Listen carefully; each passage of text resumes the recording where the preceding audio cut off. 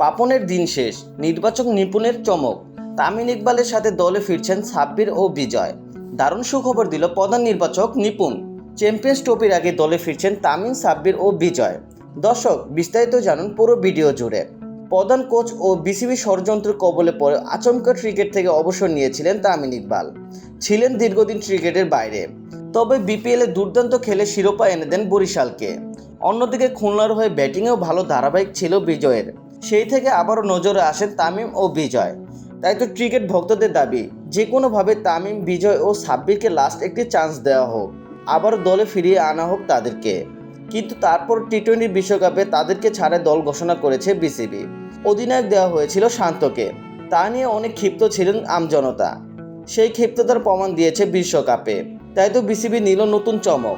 Champions ট্রফির জন্য নতুন করে টি-20 দল ঘোষণা করবেন। বিসিবির এক কর্মকর্তা থেকে জানা যায়, চ্যাম্পিয়ন্স ট্রফিতে খেলবেন তামিম, বিজয় ও সাব্বির। এবং কি নির্বাচক নিপুণ এক সংবাদ সম্মেলনে বলেছেন, শান্ত, লিটন ও সৌম্যকে অনেকদিন সুযোগ দেওয়া হয়েছে, তাদেরকে আর কোনো সুযোগ দেওয়া হবে না। তো দর্শক, চ্যাম্পিয়ন্স ট্রফিতে তামিম, সাব্বির ও বিজয় কেমন খেলবে তা অবশ্যই আমাদের কমেন্ট বক্সে জানাবেন।